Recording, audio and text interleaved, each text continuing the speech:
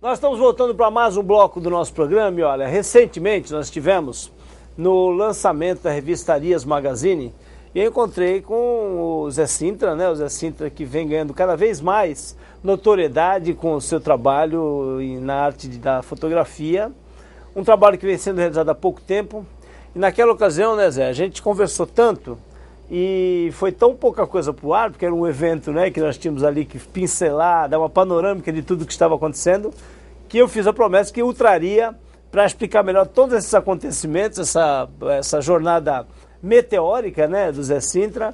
E aqui estamos, muito prazer ter você conosco, viu, Zé? Prazer enorme o meu de estar aqui.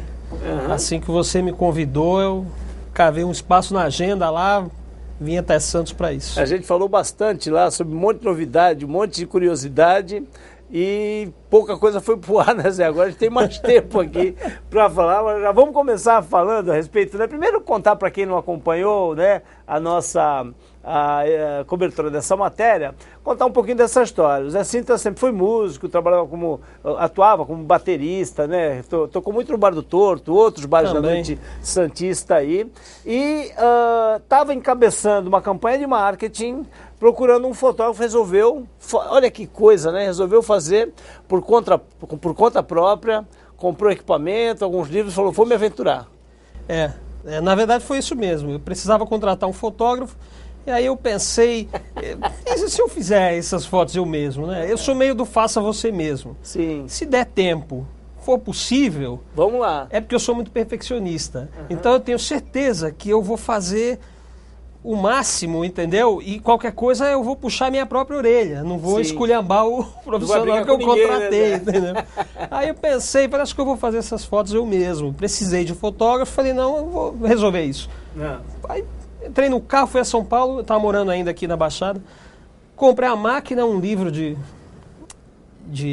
técnica, né, sobre fotografia. Aí falei, bom, eu tenho 3 dias para virar fotógrafo, porque eu tenho que fazer essas fotos desse negócio. Que loucura, né? E hoje, olha, faz o que isso, 3 anos? 3 anos, foi em 2012. E hoje tem trabalhos do Zé Cintra, né? Quando a gente fala que o santista é talentoso, não é bairrismo não, realmente, né? Tem trabalho do Zé Cintra no Museu do Louvre. Quer dizer, um reconhecimento, como eu disse, uma jornada meteórica por conta desse curto espaço de atuação e já com reconhecimento, né? Recebeu condecoração, né? da Academia, né? De Ciências, Artes e Letras, né? da França. Enfim, tem visto o seu trabalho reconhecido, mas tem a mãozinha também da companheira de trabalho da esposa aí, né? A Vanessa? Realmente tem. A Vanessa... Foi ela que visualizou esse teu viés para a arte da fotografia? Olha, eu tenho uma vantagem muito grande de ter a sócia, parceira, esposa que eu tenho, porque são 2 cérebros pensando na mesma coisa, são 4 olhos olhando, sim. Entendeu? A gente trabalha junto, então, inclusive fotos que eu já recebi prêmios e tal, que são ideias dela. Faz uma foto assim, eu... Ela direciona o teu talento, mais ou menos. Muita coisa ela direciona. A primeira foto... A gente compartilha, né? A primeira foto... E diga-se de passagem, a Vanessa é formada em História da Arte, não é? Ela sabe reconhecer, né? Estudou em Florença, estudou na FAAP, ela fez um monte de coisa já. A tua primeira foto que ganhou notoriedade foi a foto de Monte Serra, né? Foi aquele concurso que tem aqui, Baixada através das lentes. E depois eu fotografei uma outra lá, que também foi a primeira que foi pro Louvre. Olha só, foi a primeira. Então, de um dia só, eu já foi uma benção. Né? Zé, acabou não, né? Recentemente chegou aí de um circuito que ele realizou pelo Nordeste brasileiro, né? Mas aquele nordestão mesmo, você estava falando pra gente que foi mesmo ali para aquele, né? Para os principais recôncavos de lá da região Nordeste. Foi uma viagem, foi uma aventura realmente. O povo chama de roots, né? Foi durante a Copa. Nós percorremos aproximadamente 15 mil quilômetros, um pouco mais. E aí todo esse circuito fotografando? Tudo fotografando. Percorremos, eu nem sei quantos estados, eu sei que foi Rio, Minas, Bahia, Paraíba, Pernambuco, Sergipe, Ceará. Qual foi o período, quantas fotos mais ou menos? Uma viagem dessa, foram 2 meses de viagem. Sim. Isso aí dá aproximadamente umas 3 mil fotos. E aí depois 3 a 4 mil. Depois para compilar esse material, É complicado, dá uma preguiça. Aí você pede opinião, a Vanessa interfere muito. Como é que é isso? Muito. Na verdade, eu fiz essa viagem para montar 3 acervos. Sim. Em uma mesma viagem. Então, cada lugar que eu chegava, eu tinha 3 abordagens daquele lugar. Uhum. Porque eu estou preparando 2 livros e um terceiro acervo, que é uma ideia que está na minha cabeça, né? Sim. Então eu fui abordando todos esses momentos da viagem para esses 3 livros e são bem distintos um do outro, nos temas e na abordagem. Fala, né? O tema de cada um deles. Então, um é sobre a fé. Sim. Eu acho que a fé ela é um dos sentimentos mais fortes do ser humano e o brasileiro é um sujeito de fé realmente, independente da sua religião ou da sua crença, até o próprio ateu que às vezes não acredita em Deus, mas ele tem esperança de coisas e tal. Então a minha intenção era registrar isso ao longo do percurso. A outra foi, eu passei por quilombos, eu fiz uma rota com as principais comunidades quilombolas que existem no Brasil hoje, oficiais, né? Porque há uma lei federal que institui os quilombos e proporciona a posse da terra legalmente para essas famílias que moram há 200 anos, 100 anos, né? Já é a 5ª, 6ª geração nos lugares. E são comunidades que vivem de uma forma mais rústica e tem a subsistência da própria terra do lugar. Essa é uma das características que a lei exige para certificar, né, o quilombo. E eu fiz uma rota com vários quilombos e fui fotografando todos esses. Então um dos livros é sobre isso aí. É sobre isso também. E o terceiro é um acervo que você está ainda... O terceiro eu tô juntando que, como eu fotografei a Copa fora da Copa, a maior parte do tempo a gente esteve fora da cidade-sede, embora eu tenha estado também em algumas cidades-sede, inclusive em dias de jogos importantes. Até para observar contrastes, né? Já que eu estava no caminho, fui passando e fotografei também. Mas a minha intenção era mostrar os bastidores, o interior do Brasil, como é que o brasileiro estava vendo a Copa, que não viveu a Copa, né? Então esse foi o terceiro acervo. Não é um acervo ligado a futebol. O momento da Copa é uma circunstância, né? Sim, como é que o brasileiro se relaciona com um evento dessa proporção. Um evento e com esse patriotismo que em época de futebol e de Copa é maior, né? E o que você observou nesses locais mais longínquos? Olha, eu observei que não existem mais lugares longínquos. Eu peguei uma trilha na margem do Rio São Francisco, eu andei quase 100 quilômetros, uma trilha assim, abrindo o mato. Caminho mesmo. Com 3 GPS, me perdi à noite. Foi difícil, para chegar em um quilombo. Quando eu chego lá, não tinha luz elétrica, mas assim, tinha toda a molecadinha com o celular na mão, ouvindo funk, ouvindo essas coisas. Então é longe, é inacessível, mas ao mesmo tempo a comunicação já chegou lá. Mas é assim, não tinha luz elétrica, então não viveram a Copa. Não. Alguns jogos eles usavam gerador, né? Ah, tá. E antena parabólica e tal. Você me dizia, quando a gente nosso último encontro, você me dizia que a realidade de vivenciar esse momento de Copa no Brasil, né? Faziam 64 anos que o Brasil não sediava uma Copa, é muito diferente desse pessoal. Parece que tinha pessoas que não estavam nem muito ainda antenadas com o que estava acontecendo. Tem lugares que praticamente não sabem quem é o presidente. Tem pessoas que não sabem direito, entendeu? Acha que ainda é o Lula, sabe? Umas coisas assim. Porque a comunicação chegou para a geração mais nova. Ah, tá. Aqueles mais... os adolescentes antigos, e tal, têm o seu celular. Os mais antigos já têm uma resistência, até dificuldade de aprendizado, de manipulação, né? Exatamente. Tem sinal de telefonia em tudo, inclusive onde não tem luz elétrica. Então, os mais jovens têm acesso à informação. Os mais velhos não têm muita. Então, assim, é um espírito patriótico que eles não relacionam muito com fatos. Eles não têm muita ideia do que está acontecendo fora dali daquela vida deles. Exatamente. Isso é bem interessante. Agora, a questão que você falou, né, do teu trabalho que você está desenvolvendo aí, produzindo em torno da fé. Fé tem a ver também, não é só a fé religiosa, você mesmo colocou, tem a ver também com fanatismo. Existe esse fanatismo pelo futebol, pela seleção brasileira? Onde é que você estava no fatídico 7-1? Então, eu no fatídico 7-1 eu estava em Salvador.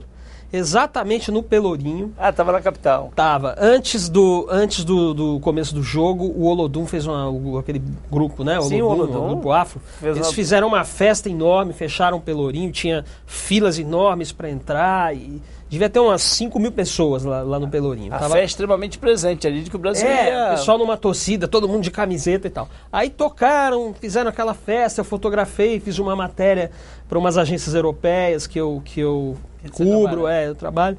E aí continuei ali, começou o jogo. Foi um silêncio geral, Pedro.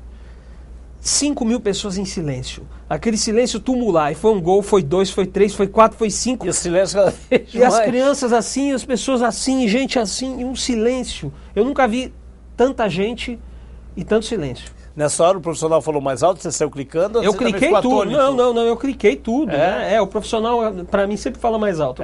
Graças a Deus. Eu cliquei tudo, assim eu não sofri. Deixa eu te falar uma coisa, Zé. Quando é que você acha que sai esse primeiro trabalho? Como é que é a tua expectativa em relação ao lançamento? Como você mesmo disse, compilar isso aí tudo dá muito trabalho. A gente cria até um amor por uma foto por outra. Aí você fala, essa foto não vai servir para nada, mas eu gosto tanto dela. Essa daqui serve bem pro tema, mas eu não gosto muito dela. E aí começa a briga, né? Então é muito difícil você desfazer de meia dúzia de filhos. Um dilema, então, né? É enorme. Essa é a parte mais difícil. Ainda vai levar um tempo para eu compilar isso tudo. E vem a parte da produção e edição do livro, propriamente dito. Tem muito texto. Tem muitos textos da Vanessa, a maioria dos textos. Tem fotos também da Vanessa. E tem textos meus. Então, até a gente conseguir montar isso tudo e chegar às vias de fato da gráfica a imprimir, ainda vai uns 3, 4 meses de trabalho. Me conte situações inusitadas, porque eu sei que você vivencia nessas andanças, né? Em busca de desenvolver a tua arte, você vivencia algumas situações diferenciadas. Lembra de alguma coisa diferente que aconteceu? Você fala nessa viagem ou em qual das viagens? Qualquer situação desde que você começou a fotografar. Olha, rapaz, mas são tantas. Eu já passei por cada coisa engraçada. Avião que quase caiu.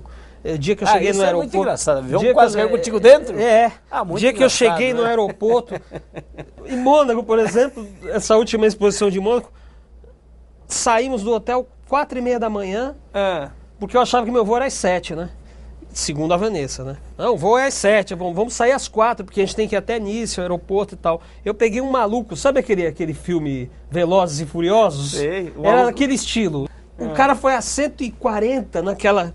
Você sabe aquela estradinha que morreu a Grace Kelly? Conhece? Sim. Então aquela mesmo lá. Aí já vai ter daquele e aquela chuva. Bom, cheguei feliz, né? Verde no aeroporto. Mas eu falei, tá tudo fechado. Meu voo é daqui a pouco, eu quero fazer o check-in e tá tudo fechado. Que coisa mais estranha. Aí roda o aeroporto. Depois de falar com 5 pessoas num francês macarrônico, a Vanessa fala bem, mas eu não, né? Aí descobrimos que o nosso voo era às 7 da noite. Ai, meu Deus. Mas qual foi que quase o avião caiu? Qual foi essa? Foi nessa. Depois disso tudo, fomos decolar e o avião morria. E morria. Ficou meia hora na pista morrendo. Quando ele decolou, que ele conseguiu pegar, enfim, a gente estava indo para Roma. Ele foi assim, e aquela chuva. Sabe aquela cena de comédia, todo mundo se olhando e ninguém falava nada? Todo mundo assim, meio apreensivo, olhava pro outro. Um silêncio quase igual do 7-1 lá no Pelourinho. Nessa hora o profissional não falou mais alto, você não clicou a expressão das pessoas? Já tinha dado tudo errado o dia inteiro, eu falei, não, isso aqui vai dar certo, já deu tudo errado mesmo. E qual é a próxima exposição que você está fazendo? Tá no Louvre ainda? Não, então, o Louvre é o seguinte, eu participei do Salão Nacional de Belas Artes da França. Sim. Ele acontece anualmente no final do ano. Desde 1850. 1850, revelou... Há 164 anos. Eles revelaram o Delacroix, o Manet, o Rodin. Então é um salão muito importante, tanto que acontece no Louvre. Sim. E eu sou catalogado lá por essa Sociedade Nacional de Belas Artes da França. Sim. E, assim, tem um convite para ir, caso eu queira, todos os anos, com uma peça.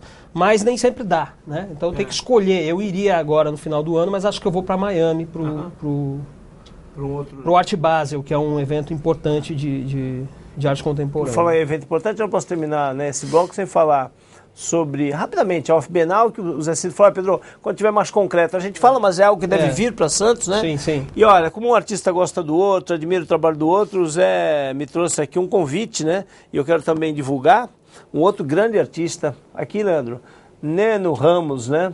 Um artista de pop art, vai estar expondo também em São Paulo, né? Mas vale muito a pena as pessoas conferirem aí. Se não me engano, vai até, se não me engano, deixa eu dar uma olhada aqui, vai até o dia 6 de setembro, véspera de feriado, na Gabriel Monteiro da Silva, né? Essa é uma das principais galerias do Brasil hoje, a Slavieiro. Tem obras minhas lá também. Zé, obrigado, parabéns pelo teu trabalho, sempre muito bom falar com você. Eu que agradeço pelo convite, estamos sempre à disposição. Quando você quiser, a gente bate um papo aqui. Um abraço para todo mundo. Que legal, obrigado, Zé Sintra. E o nosso programa, ele vai fazer um intervalo rapidinho, são só 2 minutinhos e nós voltamos, não sai daí.